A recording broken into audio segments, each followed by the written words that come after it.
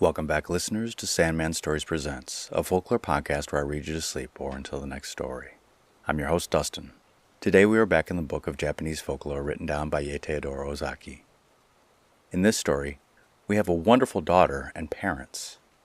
Then the mom passes, and the daughter can only see her in a mirror. How will stepmom respond?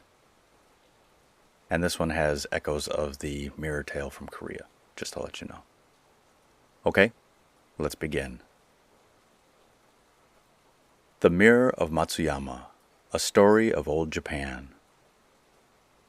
Many long years ago in old Japan, there lived a man and his wife in Matsuyama, even now a very remote part of Japan.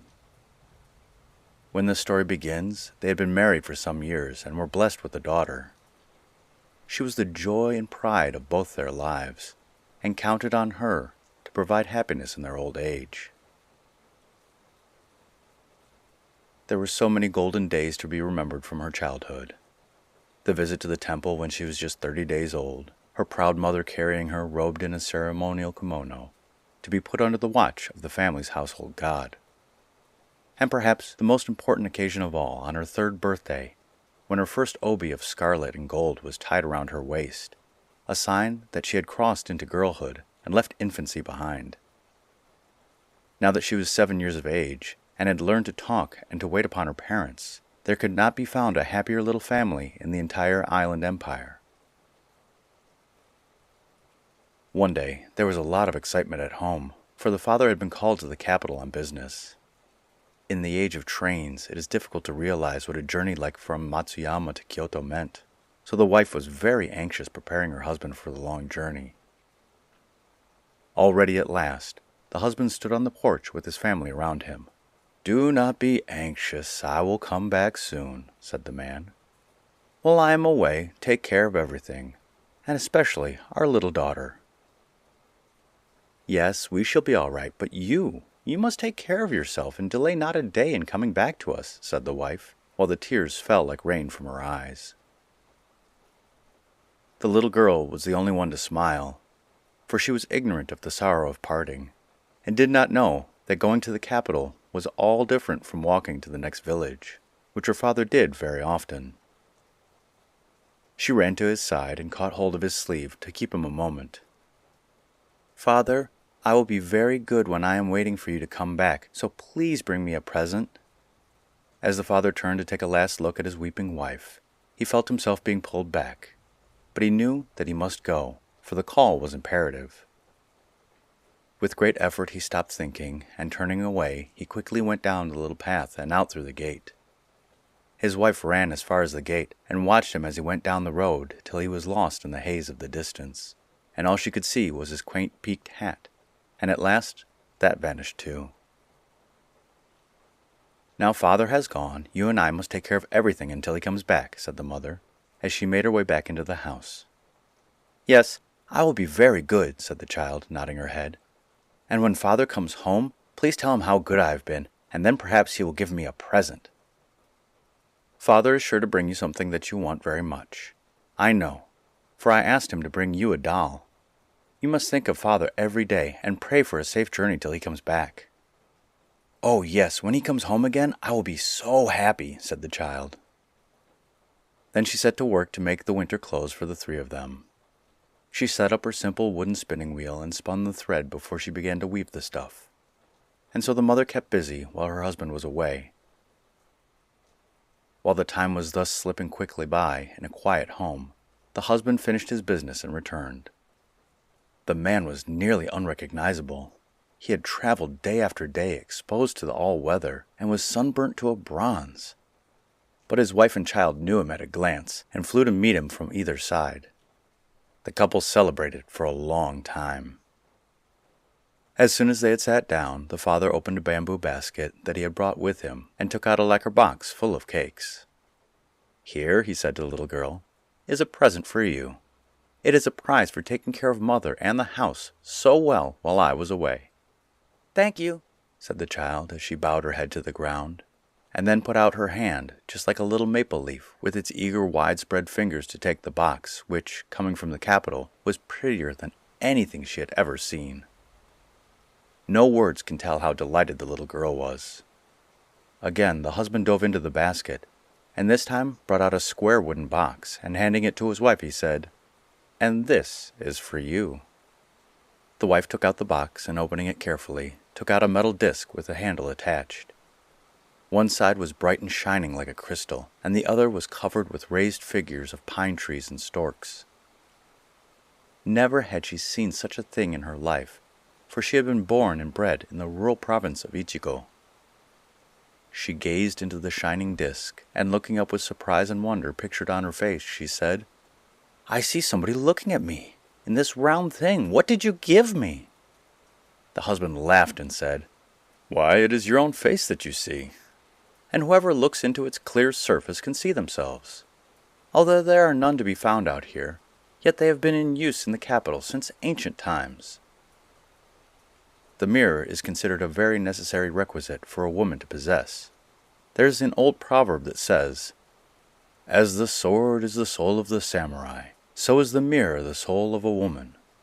And according to popular tradition, a woman's mirror is an index to her own heart. If she keeps it bright and clear, so is her heart pure and good. It is also one of the treasures that form the insignia of the emperor, so you must lay a great store by your mirror and use it carefully. The wife listened to all her husband had told her, and was pleased at learning so much that was new to her. She was still more pleased at the precious gift, his token of remembrance while he had been away.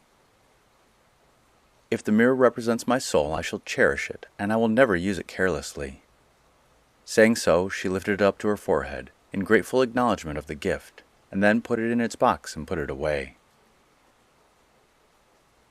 Time passed in the peaceful house, and the parents saw their fondest hopes realized as their daughter grew from childhood into a beautiful girl of 16. What a comfort she was to her mother, and as she went about helping to clean the house, and how proud her father was, for she reminded him daily of her mother when he had first married her. But alas, nothing lasts forever. So at last the happiness of this family was broken up by a great sorrow. The good and gentle wife and mother took ill one day. In the first days of her illness, they thought that it was just a cold, and they were not particularly anxious. But as the days went by and the mother still did not get better, she only grew worse. The doctor was puzzled, for in spite of all he did, the poor woman grew weaker and weaker day by day. The father and the daughter were stricken with grief, and day and night the girl never left her mother's side. But in spite of all their efforts, the woman's life was not to be saved. One day, as the girl sat near her mother's bed, the mother roused herself, and taking her daughter's hand, gazed lovingly into her eyes. Her breath was labored, and she spoke with difficulty. "My daughter, I am sure that nothing can save me now. When I am dead, promise me to take care of your dear father, and try to be a good and dutiful woman." "Oh, mother," said the girl as the tears rushed past her eyes, "you must not say such things. Please, just get well soon, and that will bring the greatest happiness to father and myself." "Yes, I know, and it is a comfort to me in my last days to know how greatly you long for me to get better. But it is not to be. And now I have something I want you to remember me by when I am gone." Putting her hand out, she took a square wooden box tied up with silken cord and tassels. Undoing this carefully, she took out of the box the mirror that her husband had given her years ago. "When you were still a little child, your father went up to the capital and brought me back this as a present. It is called a mirror. I give you this before I die. If, after I am gone, you are lonely and long to see me, then take out this mirror, and on the surface you will always see me. You will be able to meet with me often and tell me with all of your heart. And though I shall not be able to speak, I shall understand and sympathize with you." With these words, the dying woman handed the mirror to her daughter. The mind of the good mother seemed now to be at rest, and sinking back without another word, her spirit passed away quietly that day. The bereaved father and daughter were wild with grief, and they abandoned themselves to their bitter sorrow. They felt it was impossible to leave the woman who had filled their lives with happiness and to commit her body to the earth. But this frantic burst of grief passed, and then they took possession of their own hearts again, though they were still crushed with sadness. In spite of this, the daughter's life seemed desolate. Her love for her dead mother did not grow less with time, and keen was her remembrance. One day when her father was out, and she was fulfilling her household duties alone, her loneliness and sorrow seemed to be more than she could bear. She threw herself down in her mother's room and wept as if her heart would break. The poor child, she longed for just one more glimpse of her face, and one sound of her voice calling her pet name. Suddenly she sat up. Her mother's last words had rung through her memory, hitherto dulled by grief. Aha! My mother told me when she gave me the mirror as a parting gift that whenever I looked into it I should be able to meet her. I had nearly forgotten her last words. I will get the mirror now and see if it can possibly be true. She dried her eyes quickly and, going to the cupboard, took out the box that contained the mirror, and her heart was beating with expectation as she lifted the mirror out and gazed into its smooth face. Behold, her mother's words were true. In the round mirror before her she saw her mother's face, but, oh, the joyful surprise! It was not her mother thin and wasted by illness, but the young and beautiful woman as she remembered her as far back as in the earliest days of her childhood. It seemed to the girl that the face in the mirror would soon speak, almost that she had heard the voice of her mother telling her again to grow up to be a good woman and a dutiful daughter. So earnestly did the eyes in the mirror look back into her own. It is certainly my mother's soul that I see. She knows how miserable I am without her, and she has come to comfort me. Whenever I long to see her, she will meet me here. How grateful I ought to be! And from this time the sorrow was greatly lightened in her young heart. Every morning and every evening, before she lay down to rest, the young girl took out the mirror and gazed at the reflection which she believed to be her mother's soul. Daily she grew in the likeness of her dead mother's character, and was gentle and kind to all, and a dutiful daughter to her father. They spent a year in mourning when the man married again, and the daughter now found herself with a stepmother. It was a trying position, but her days were spent remembering her own beloved mother, and of trying to be all she could, had made the young girl docile and patient. Everything went on smoothly in the family for some time under the new regime. There were no winds of discord to disturb their idyllic life, and the father was content. But relationships can be difficult, and the stepmother hid jealousy behind her warm smile. As the days and weeks grew into months, the stepmother began to treat the girl unkindly, and tried to come between the father and the child.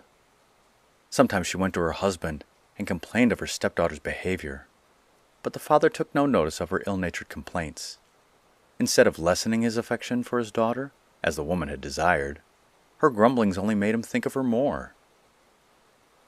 She watched the girl carefully, and one day, peering into her room, in the early morning, she thought she discovered a grave enough sin of which to accuse the child to her father. The woman herself was a little frightened too at what she had seen, so she at once went to her husband, and wiping away some fake tears she said in a sad voice, "Please let me leave you." The man was completely taken by surprise at the suddenness of her request, and wondered whatever was the matter. He said, "Is it so bad in my house that you can no longer stay?" No, it has nothing to do with you. Even in my dreams I have never thought of leaving your side. But I am in danger of losing my life, so I think it is best that you should allow me to go home." And the woman began to weep afresh. Her husband, distressed to see her so unhappy, said, "Tell me what you mean. How is your life in danger here?" "I will tell you since you asked me. Your daughter dislikes me. For some time she has shut herself in her room, and looking in as I pass by, I am convinced that she has made an image of me and is trying to kill me by magic art, cursing me daily. It is not safe for me to stay here. Indeed, I must go away. We cannot live under the same roof any more." The husband listened to the dreadful tale, but he could not believe his gentle daughter was guilty of such an evil act. He knew that a popular superstition people believed was that one could cause the gradual death of another by making an image of the hated one and cursing it daily. But where had his young daughter learned such knowledge? It was impossible. He thought that there might be something to account for in the strange story. His heart was torn between doubting his wife and trusting his child, and he did not know what to do. He decided to go to his daughter at once and try to find out the truth. The girl for a long time had been very unhappy. She had tried to show her goodwill and mollify the new wife, but she soon found that her efforts were in vain. Every day she wept over the remembrance. Whenever she could, she went to her room, took out the mirror, and gazed at her mother's face. It was the only comfort she had in these wretched days. Her father found her occupied in this way. Pushing aside the fusuma, he saw her kneeling over something very intently. Looking over her shoulder, the girl was surprised to see her father, for he generally sent for her when he wished to speak to her. So before turning to her father, she slipped the mirror into her long sleeve, and her father, noting her confusion and her act of hiding something, said harshly, "Daughter, what are you doing? And what do you have hidden in your sleeve?" The girl was frightened by her father's severity. Never had he spoken to her in such a tone. Her confusion changed to apprehension, and her color from scarlet to white. She sat dumb and shamefaced, unable to reply. Father, thinking that perhaps what his wife had told him was true, spoke angrily. "Then, is it true that you are cursing your stepmother daily and praying for her death? What evil spirit has taken possession of your heart that you should be so wicked? You have certainly changed, my daughter.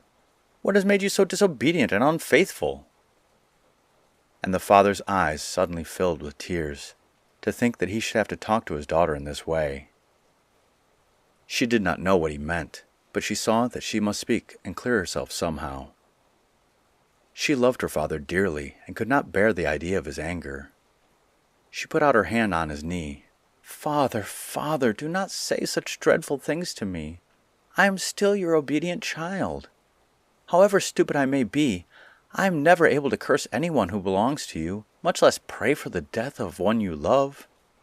Surely someone has been telling you lies, and you do not know what you say, or some evil spirit has taken possession of your heart. As for me, I do not know.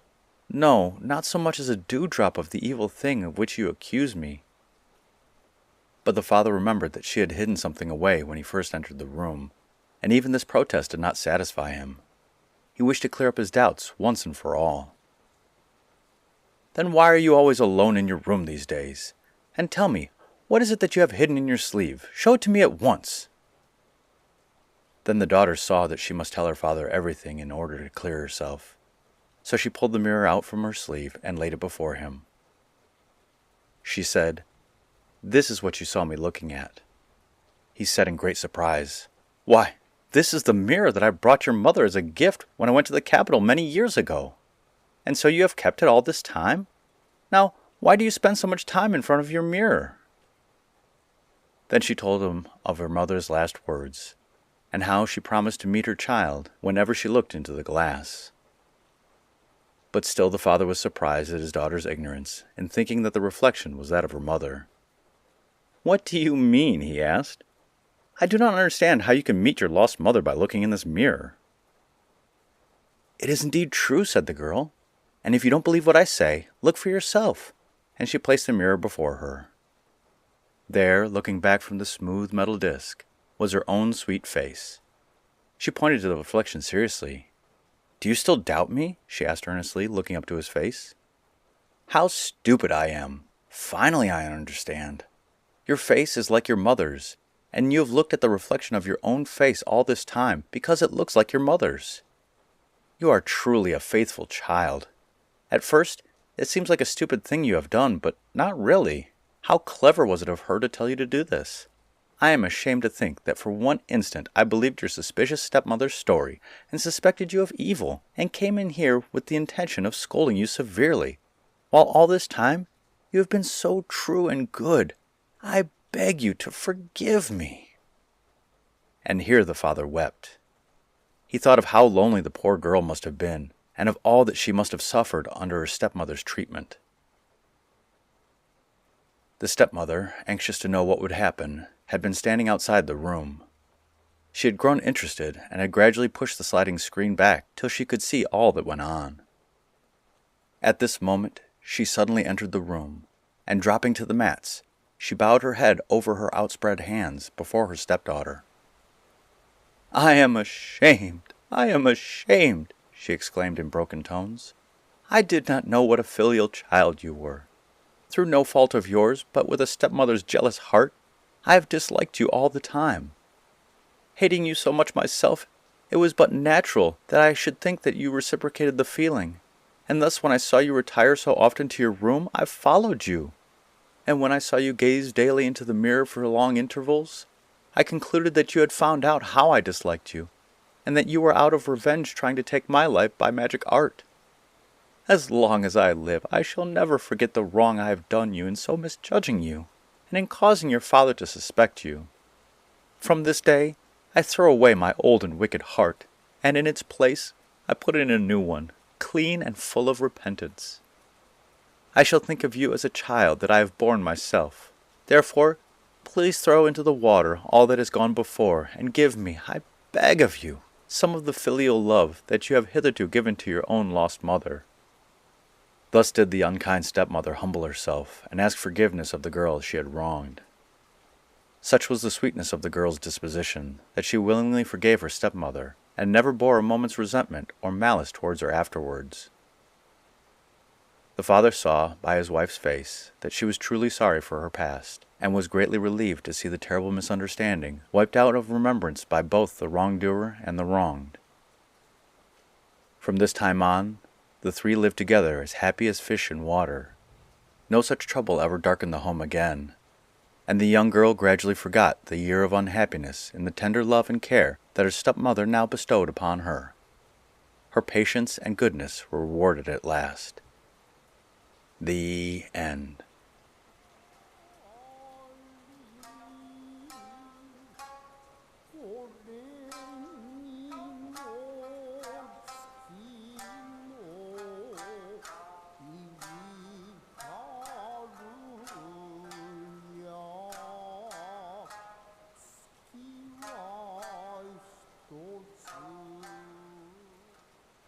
I like this story. It felt a lot like the Korean story of the mirror in the countryside, and I also like how the stepmom and stepdaughter were able to reconcile. New families can be very tough. I mean, it's hard enough for me just being a teacher who is sometimes called mom. I'm not actually really family. And if you want to go back and read the original, I've cut about 7 pages out of the story. So, if you want to go back and read it, you know where to find it. And the podcast shoutout is to Uncanny Japan. Recorded by Teresa Matsura and Rich Pav, this podcast retells Japanese folklore. Teresa just came out with a book as well, covering all sorts of Japanese folklore, and her son helps out with the Japanese music for the background. I have her book titled The Carp-Faced Boy, and it is lovely. So check out her books, her show, her son's music, and give her show a like, a rating, and a review. And the listener shoutout is to Limerick, Ireland.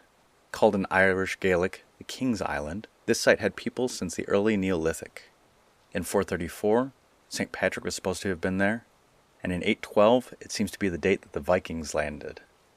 In 1620, it was called the prettiest city in Ireland, and was an important city in the English Civil War. Around 1900, a priest with an agenda pushed out the small Jewish population of the city. It is the 3rd most populated city in Ireland, and of course it is related to the dirty poems, but how did those get their name? In old papers, there was a reference to "Will you or won't you come up to Limerick?" a song well known for this kind of nonsense game. And of course I would love to visit, as I've been to Ireland, but not there. And a big shout out to Tom Dodd for giving me a chance to read his Limerick books. Thanks to you always, Tom. I will always ask for a watch on my birthday. And so to my listener in Limerick I say, in a small city at night, that was full of delight, the host began to say, to anyone in Ypsilanti, thank you, and good night.